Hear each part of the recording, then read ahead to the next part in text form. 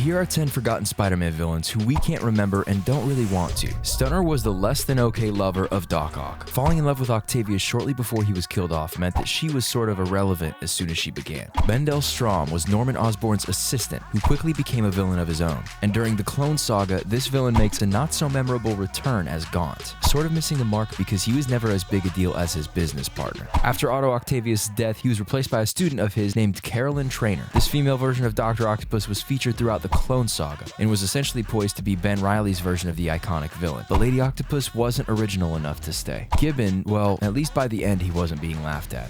The Rose was a fairly popular villain, but after meeting his demise as a result of turning on his father, he hasn't returned to the place he once was. Silvermane has actually made something of a comeback on his endless search for lost youth. The third Green Goblin was Bart Hamilton, and most people would ask you what you're talking about if you bring that up. Alistair Smythe was a formidable adversary to Spider-Man, but nowadays has fallen from prominence, and no one is asking for that to change. Blackie Drago was the Vulture's second incarnation. Since his escape from prison, we haven't seen much of him, except for being back in prison. And Grim the Hunter had potential, but unfortunately never survived long enough to grow into the villain that he might have become.